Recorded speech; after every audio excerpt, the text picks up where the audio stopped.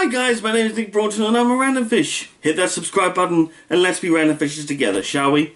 Now, I do apologise for not having released a video in a while. That's mainly due to the fact that I wasn't quite sure what I wanted to do next. I love doing videos, don't get me wrong, I love doing videos for you guys and I'm going to keep doing reviews. But I am going to slightly downplay the reviews and I'm not going to try and... due to my comics videos not receiving very many views, or if any views at all, and my Star Wars videos getting a few views, and my movie reviews getting quite a few, depending on what I review. That's a lot of rhyming I just did there. I think for the moment I'm going to stick to just reviewing movies, just for a while. I'm also working on ideas for various films that I wanted to make, and other ideas and scripts that I'm variously writing. And I will keep you guys updated, I swear. But for now, it feels like this channel, I want to do more reviews and all this sort of thing, but I also want to do my own thing. So I'm going to try and pull a cinema snob, and I'm going to try and do as much as I can for as long as I can, and do, you know, and try my hand at everything, I think, a little bit here. I'm just dipping my toes in various pools and seeing how I feel about them, whether they're too hot or too cold. But anyway, on to today's film. Today's film is a film that you probably won't have heard of. Do you know how I know that? Because it's a film that I was in. That's right. Today I'm going to review a little-known film known as Norwich and Saggers, Smarter Than the Average Bear. Released in 2007, it's a non-budget film that was made simply for laughs and was also released on DVD, and obviously has now been released on YouTube into 9 parts, I believe. If you wish to check that out, look up Hardcore Pornography, my brother. I will again put the link to his channel in the description below. And I'm going to look at this film not as his little brother, because if I do that, then obviously it could be very clear that I'm just mooning over my brother's film. I'm just swooning over his film. You know, I don't want to do that.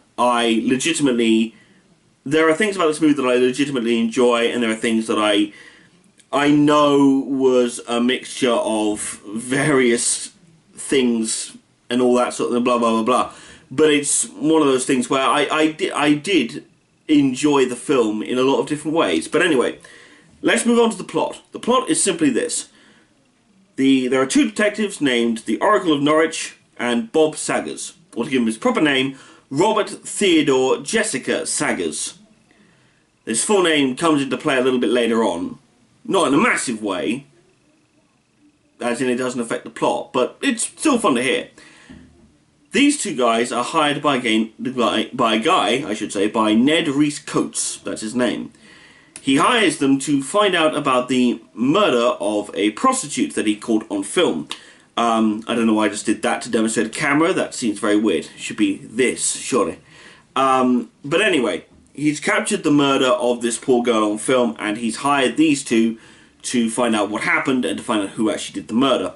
So they go off and start investigating. First off, they go to see what actually killed her.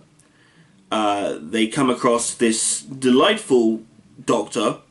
Literally is a Christian named Doctor. Literally, her Christian name is Doctor. It's weird.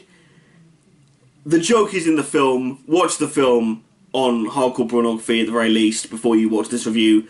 Otherwise, I'm just going to be paraphrasing a lot of pointless jokes, a lot of very silly jokes that you need to watch to fully enjoy, I feel.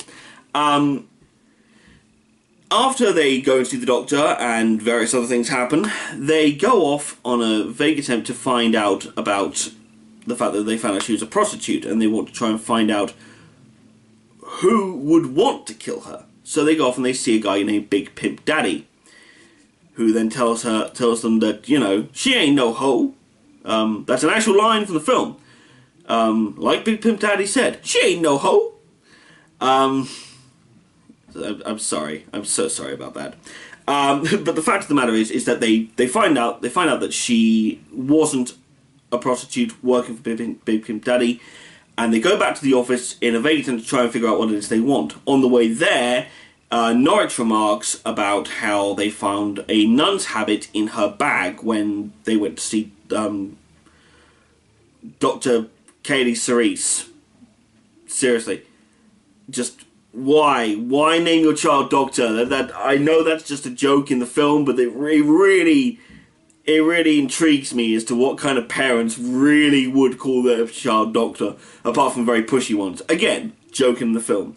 But they go back to the office after musings about the fact that that they thought she might be a nun, not a prostitute. This is dismissed as with the line of, you know, what, she was an undercover nun pretending to be a prostitute, don't be stupid. They go back and they discover that she's alive and sat on their desk.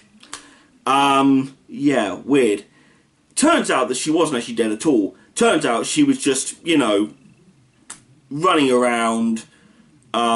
She wants them to find out who was following them and filming them, and you know, all these sorts of things, and blah blah blah. Like she's very, you know, she doesn't like the fact that she was being followed or being filmed. She wants them to find out who was following them around and filming them, and also faking her death, which obviously is what's on the camera. However, the two of them decide to split up, whilst the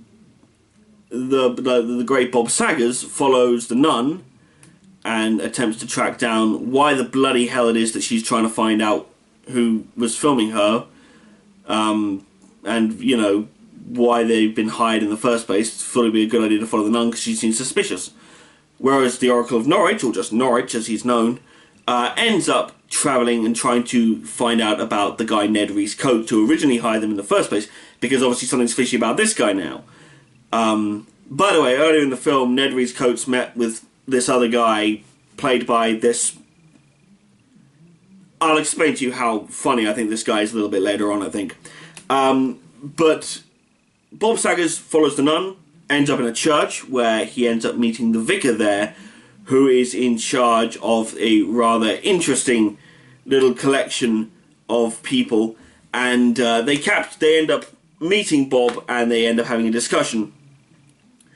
And there's a whole thing about, you know, oh, God's been picking on me all my life, and there's a flashback, and that's where Jessica Saggers comes into the picture, and everything else. However, when Norwich goes off and starts tracking down Ned Rhys-Coates ends up going into this caravan, which Norwich follows him inside of, and discovers that it's much bigger on the inside. No, it's not a TARDIS, it's just bigger on the inside. I don't know how it happened. I'm guessing magic. I know, right? Magic. He ends up in this field inside the caravan. I'm not even going to bother trying to wrap my head around that concept of dimensional fortitude. And he ends up meeting the other members of this little brotherhood, including the guy that Ned was talking to earlier in the film, a guy named Gareth Soup. Tasty. Again, joke in the film. They end up discussing how they're looking to find a way to end religion, basically. There's a rather brilliant line in the film that I know... I don't know about much about that sort of thing, but I do enjoy lines like this because it really makes you sort of try and come up with these theories that work alongside them. Simply for shits and giggles' sake, from my perspective anyway. There's a line that Gareth Soup gives where it's the line of, religion is the antithesis of philosophy. Religion is about obedience, philosophy is about choice. By eliminating religion, we liberate the world and give people choice. And it's accompanied by one of the best lines in the entire film. A world where everyone has choice. You mad, nothing would ever get done. I can't even choose what to watch on TV most of the time. Brilliant line. It's very well done. I think that's a genius concept, really. I love that idea. The scene is accompanied by a sword fight between Ned, Norwich, and Gareth Soup. Fun little behind-the-scenes fact, as according to my brother, I wasn't there when they filmed this, but apparently, well, I would guess, the whole thing was choreographed by the guy who plays Gareth Soup. He is a fantastic fight choreographer as well as anything else. And it was a lot of... it looked like it was a lot of fun to sort of try and come up with these things. There's a bunch of stuff on there. Bunch of stuff happening from behind the scenes. I think, if nothing else, ask in the comments about that. I'm sure Hardcore Pornography will be more than happy to explain those things to you. Once that concludes, Norwich then knocks them both back and gets out of the caravan. He then blocks the door and runs away. Now there's a very funny bit that's done after this, where the two of them are knocking on the door trying to get it open, but it's blocked obviously, and they're trying to open the door. Fun fact, this was recorded after filming obviously, because you couldn't have really done it actually shooting the caravan, it wasn't going to work. But I was stood there in the room while they were making these lines up, and I actually had to leave the room because it was becoming impossible to film because I was laughing so hard. It's that bad. It's really that bad.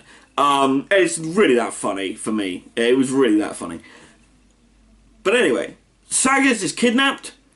Norwich turns up and rescues him. There's a car chase. Then they end up back in the office. They have a little bit of a moment. Saggers goes and visits God.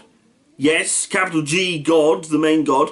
The entire plotline is explained through a really weird expositional sequence, which involves the man who plays Bob Saggers playing every major male character in the entire dramatic reenactment, which is both hilarious and frustrating at the same time for every other character. Also, the character of God, the actual main God, is played by a figure that is also ultimately very relevant to myself and to my brother, the man with the mustache, or as I call him, my father. I don't know why I said that, I just like an interesting little tidbit in that. After this, they then try to discover about where what's called the spot of belief is. The spot of belief is essentially a spot in the universe where, after God created the world, there was a minor fault. A spot where you could stand, say anything, and it would happen. Things like stop, you know, do this, do that. Everyone around you would do exactly that because you had that power. They go off and they try to find spot of belief after Saggers talks to God. They go off on that. During the car chase, they knocked over 3 times a stall involving a strawberry seller who becomes a strawberry assassin. A very interesting concept, really. But anyway, they go off and they go to what they think is the spot of belief. Then point the religious guys, the vicar and the nun and all the others all turn up, as well as all the members of the philosophy group all turn up. There's a fight, they discover where the spot is, there's a bomb involved, and at the very end of the film, the Earth is blinked out of existence. Frustrated at my quickness of that? Watch the film. It works better if you watch the film. Trust me. What are my thoughts on this film? What do I think of this film? I love it. There's very hammy acting in this. There's some very interesting various like shots that I wasn't entirely agreeing with, but then that's just me. But then again, I didn't really come into the whole shooting and camera angles thing until much later in life, after he'd already made the film. So there was little to no point in me trying to input any of my ideas at that point in the game. The script, the idea for the script was very sound. I liked the story, I liked the idea of it, because it did to me seem to cover one of the biggest issues for a lot of people, and it's the whole religion versus science. Now I understand that instead of science they have philosophy, but it's kind of the same motif really. It's the concept of, it's like I said before in the line from that scene, religion is about obedience, philosophy is about choice. And that to me instigates one of the biggest arguments that's ever been had over religious and atheist fanatics. That being the obedience versus choice, the free will discussion. So whether that was what was intended by the script or not, I thoroughly brought that away, and I loved it. I loved the idea of that in the story. Obviously, I'm not waxing poetic about this. Like I said, I'm not waxing poetic about this because it's my brother who made the film. Far from it. I praise this movie because I happen to think it's funny, it's well written, it's well acted, it's well shot. There are a few scenes where I would have done things a little bit differently, but outside of that, it was bound by the choices that were made. The fact that it's no budget and everything else, yes, it's an acquired taste, but you know what? If a weird murder mystery filled with a bunch of random quotations from random films is your cup of tea, and a man with a ponytail and a cape and a top hat is your idea of a good time alongside a guy in a suit, then check out Norwich and Saggers Smarter Than the Average Bear. That has been me. please watch my other videos on this channel. Please check out Hardcore Pornography again. Again, I leave the link to his channel in the description below. Please watch Norwich, Saggers, Smaller Than the Average Bear. Then watch this review. You won't be disappointed. Randomfish out.